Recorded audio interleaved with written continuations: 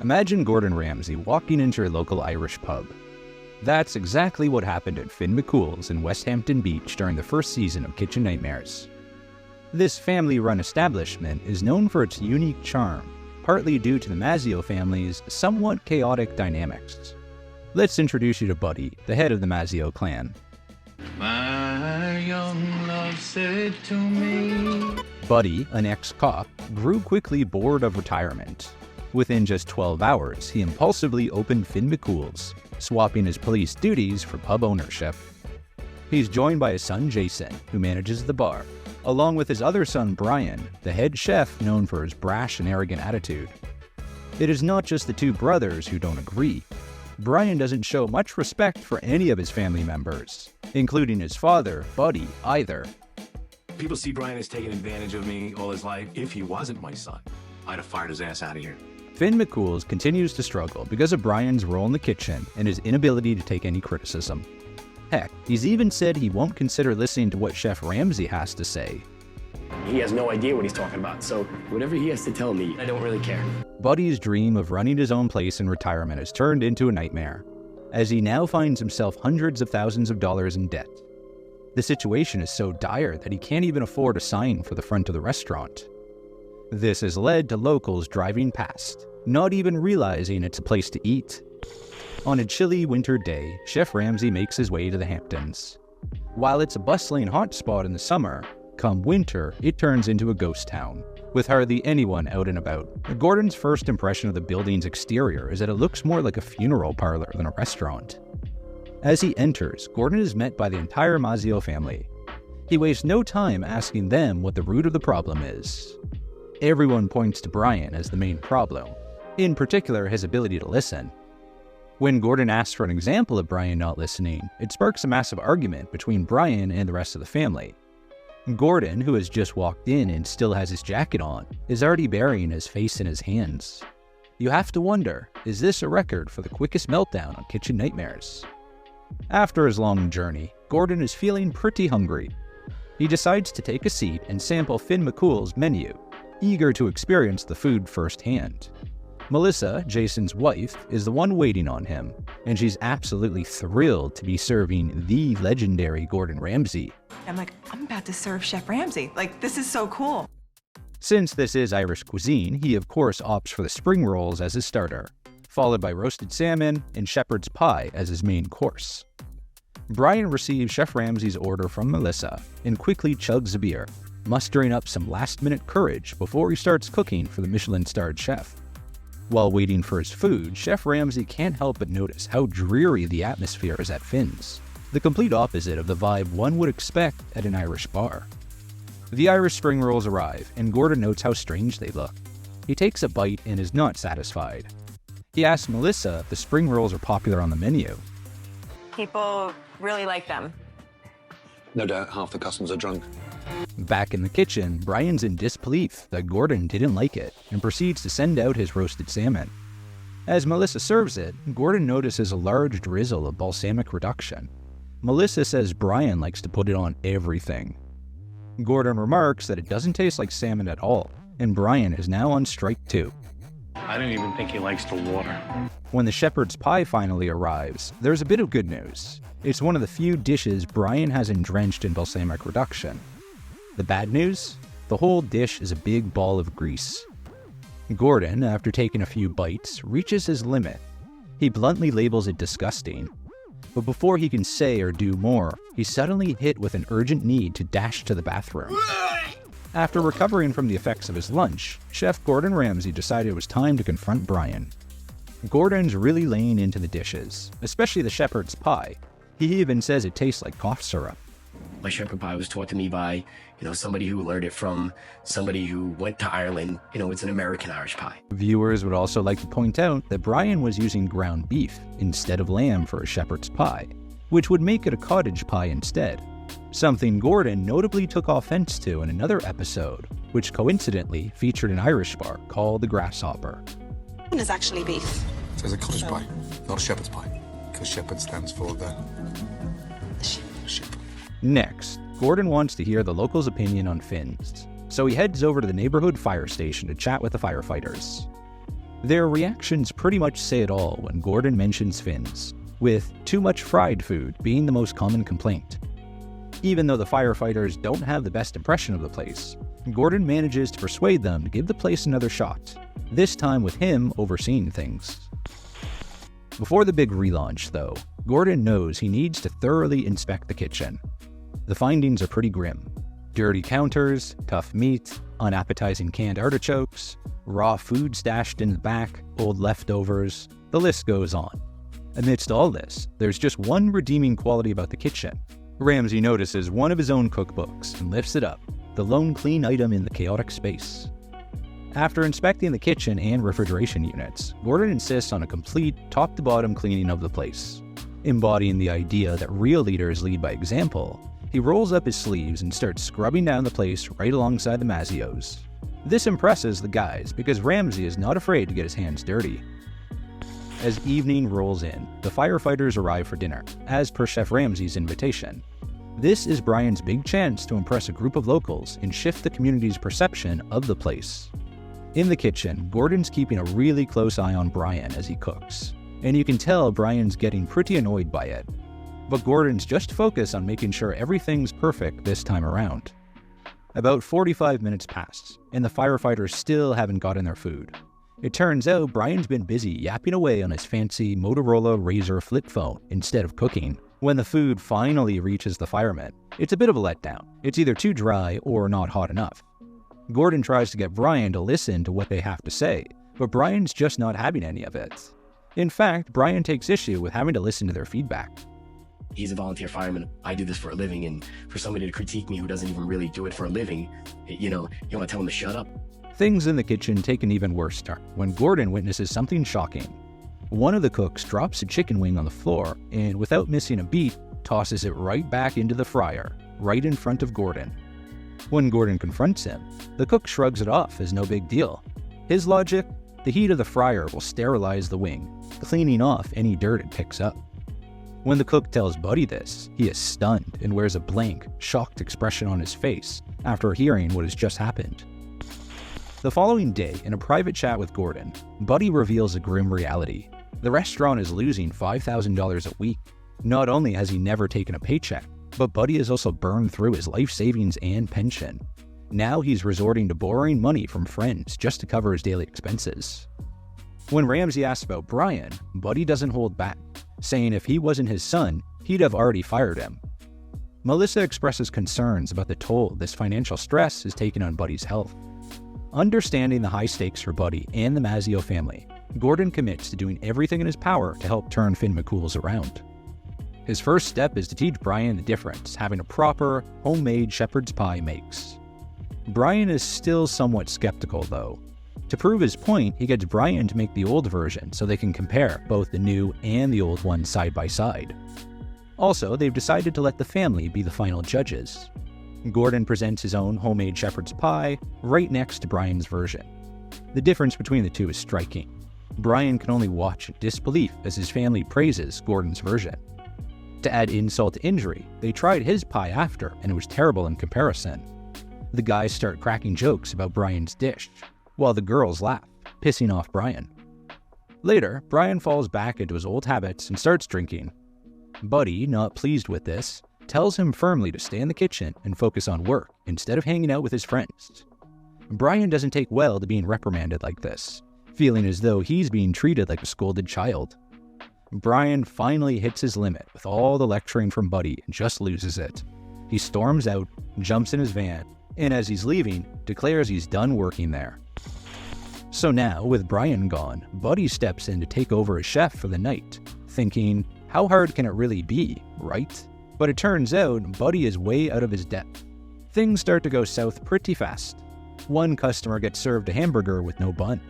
Another ends up with fries when they ordered veggies. It's not just the food getting messed up. Buddy even ends up smashing his own plates. And all Gordon can do is stand there, absolutely seething at the chaos unfolding in the kitchen. By day 4, Brian makes a comeback, and there's a newfound appreciation for what he contributes from Buddy, Jason, and even Gordon, especially after seeing how the kitchen struggled without him. Gordon's design team works their magic on Finn McCool's, giving it a makeover that leaves the family absolutely delighted.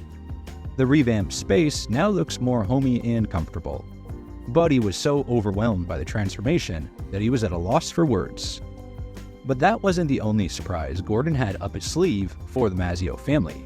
He also unveiled a much-needed front sign for Finn McCool's, placed prominently outside the restaurant, ensuring that it won't be missed by anyone anymore. But that wasn't all. Gordon also axed 2/3 of the menu, getting rid of nearly all the fried food. He introduces new, pub-friendly dishes that focus on fresh ingredients, even giving them his family's own shepherd's pie recipe to use. The buzz about Gordon's revamped menu is clearly spread throughout the town, as Finn McCool's is bustling with customers that night. The firemen, persuaded by Gordon to give the place another try, are among the crowd. Adding to the night's significance, a local food critic named Sabrina Mashburn is also in attendance. It's a critical night for Finn McCool's, possibly their last shot at making a good impression. But right from the get-go, things seem shaky. Customers are waiting for up to an hour, and some are starting to show their impatience, including the food critic. We're reviewing the restaurant. They want a good review. They should give us a tip. The fire chief is especially upset after bringing 60+ people to Finn McCool's, only to receive this kind of service. He storms off in anger after standing for an hour, waiting for a table. Gordon steps in to fan the flames, and about 2.5 hours into the dinner service, things are starting to get moving again. The food is being served, but there is one more test for Finn McCool's in the form of Sabrina. Buddy apologizes for the long wait and assures her the shepherd's pie will be there soon. Any problems, just throw a glass at someone. Yeah, no worries. Okay, that's one way of doing it. Regardless, though, the shepherd's pie finally arrives and the verdict is in. Sabrina is a fan, and even says it was worth the wait. The dinner service ends, and it was a successful night for Finn McCool's. Even Brian is humbled and emotional as Gordon Ramsay proudly addresses him as chef and says goodbye. In the end, Gordon praised the family for coming together and embraced everyone before departing. Finn McCool's had a happy ending, for now. But what happened after? The episode was filmed in late February 2007, and by the summer of 2007, Finn McCool's was slowly establishing itself in the Hamptons. Customers were happy and enjoying the food. Brian and Jason were working together and getting along, and Buddy was even able to cash his first paycheck. Although Buddy and Brian had some interesting things to say about the accuracy of the episode, which was later made available to read in a now deleted blog. For example, remember when Brian stormed off in his van after getting lectured by Buddy? Turns out it was actually just a plumber driving off in the van, not Brian. The power of editing. Oh, and the chicken wing guy? He had been hired just days before it was filmed at the suggestion of the producer. Lastly, and this probably won't come as a surprise, the producers overbooked the restaurant to cook up some drama. So rather than 50, they actually booked 150 guests. A fun fact from the article is that Brian was actually supposed to be on Hell's Kitchen. However, given that he was a single father with a kid, he was unable to go to LA for 6 weeks. And so the producer suggested Kitchen Nightmares instead, and the rest is history. The episode aired on November 14th, 2007 as the 7th episode of the inaugural season of Kitchen Nightmares. Finn McCool's hosted a viewing party the night of to a packed house. Yeah, Finn McCool!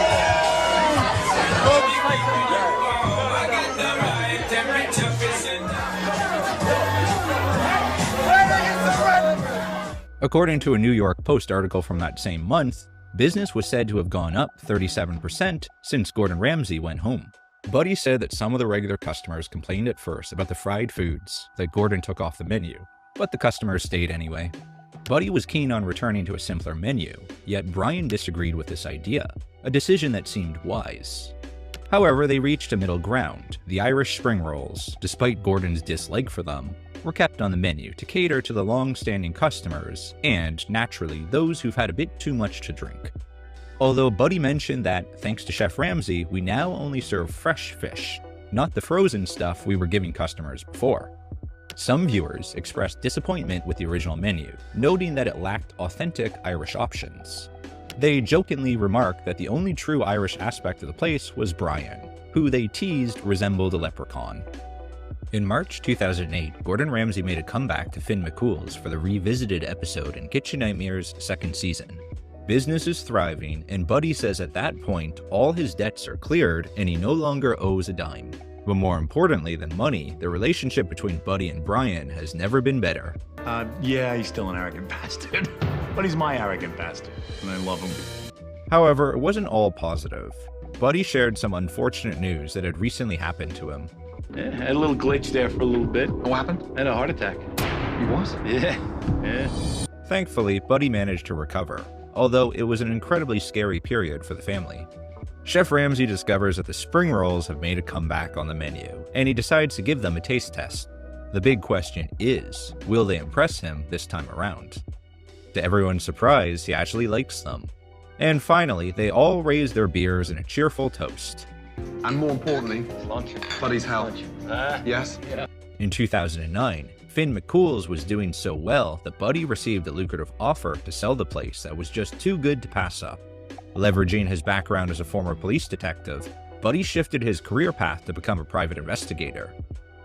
Jason, Melissa, and Brian continue their roles at the establishment, which, under new management, was renamed to Finn's, though the original Finn McCool sign still remained on the exterior. The name comes from Irish folklore about a legendary warrior with amazing powers, famous for his adventures in the Fenian cycle. This warrior is also intricately tied to the Giant's Causeway, a famed natural wonder in Ireland, enriching the myth with tales of his epic encounters and the creation of this spectacular landmark. In 2010, Brian faced a serious health situation, requiring a kidney transplant. This wasn't a surprise to him, as doctors had forewarned him at the age of 15 about the necessity of this procedure in his 30s. The transplant process was complex, but Brian, at 33, successfully adjusted to his new kidney. The lengthy recovery period, however, meant a prolonged absence from his kitchen duties. To support him during this time when he was unable to work, his friends and family organized a fundraiser. Despite resuming his role as head chef at Finn's, soon there were whispers that the restaurant would shut down permanently. This closure, rumored to be due to a lease problem forcing the owner's hand, was slated for March 31st, 2012. The chapter of Finn's as we knew it came to a close when their Westhampton Beach location underwent a complete interior overhaul. Following these extensive renovations, the space has since been repurposed and now serves as a home for veterans of foreign wars post-5350. But what of the Mazzio family? You might be curious why an Irish family has an Italian last name. The reason is that Buddy's mother remarried a man of Italian descent when he was quite young, and he chose to retain his stepfather's surname. Buddy, who we mentioned earlier, took a new path after selling Finn McCool's by setting up his private investigation firm. Impressively, he also earned the title Dr. Buddy Mazzio, with a PhD in criminal justice. Quite an achievement. A favorite pastime is riding motorcycles with a group made up of police and former police officers. And of course, spending time with the grandchildren. As for Jason and Melissa, they are still joyfully together. They will soon be celebrating their 19th anniversary in February of 2024. After Finn McCool shut down in 2012, Jason shifted gears and became the assistant general manager at a Ruth Chris steakhouse. In 2014, he transitioned again, this time to Choyo Mexican Kitchen and Tequila Bar, where he served as the general manager until the end of 2023. At that point, he embarked on a new career journey in the present role with Triton Heavy Duty Marketing and Sales, specializing in the sale of heavy-duty truck parts. While there's not much online about Melissa's current activities, she also cares for quite the pack of doggos. Brian, on the other hand, would go on to open Shucker's Lobster and Clam Bar with a childhood friend of his in 2011 after leaving Finn McCool's. Shucker's launched for the 2011 season amidst considerable excitement and fanfare within the community. It became an instant hit with both locals and visitors to the Hamptons. Brian was really thriving with his own spot, getting creative with a seafood menu that had all sorts of fish tacos. Not only was the place known for its great food, but it also became a popular spot for a good time. One of the highlights was their unique shot ski, a ski with 4 shot glasses attached, offering a fun and quirky way to take shots with friends. It definitely added to the lively party atmosphere. Sounds like a blast, right? Despite generally positive reviews on Yelp, Shuckers eventually closed its doors in 2018, with the reasons for its closure remaining unclear. Following that, Brian began work as a chef at Sundays on the Bay, a restaurant, bar, and marina on the beautiful Hampton Bays. He was even recognized in 2019 as part of the National Men Who Cook Dinner Day. Brian faced another health challenge in April 2022, needing a second kidney transplant. Jason reached out on Facebook seeking a donor. There was a moment of hope when it seemed like they might have found one. But unfortunately, it turned out to be a false alarm. I couldn't find any more updates on the situation, but judging from his recent social media posts, where he appears happy and healthy, I'm optimistic that he eventually found a donor. His most recent sighting was a GoFundMe to raise money to achieve his lifelong dream of attending a New York Knicks game. His wish was granted, and he got to see his beloved New York Knicks beat the Brooklyn Nets 120-103, stating, "Don't get much better than this." In January of 2023, Jason shared an update on Buddy's Facebook page, revealing that his father's health had unfortunately deteriorated. He was visited in the hospital by family and friends while receiving messages of support from people all around the world. In a touching gesture, he expressed a simple wish: to enjoy one last beer with the boys. With a Guinness in hand, they quietly said cheers and shared that meaningful drink together. Andrew Buddy Mazzio passed away peacefully on January 11th, 2023 at the age of 69, surrounded by family at the time of his death. In his online memorial, folks who knew Buddy shared stories about his sports life, especially his time playing and coaching football. It seems he really made his mark in the world of athletics. The boys shared some nostalgic photos showcasing Buddy's younger days as an athlete. These throwback pictures really highlight what a strong and athletic person Buddy was, capturing his energy and strength during his sporting years. Impressively, he even competed in the shot put event at the 1999 World Championship Police and Fire Games in Las Vegas. The family announced that Buddy's funeral would be held on February 25th, with food, drinks, music, bagpipes, everything he wanted. During the service, his granddaughter Shiloh performed a song that Buddy had once played in his band, Tiana.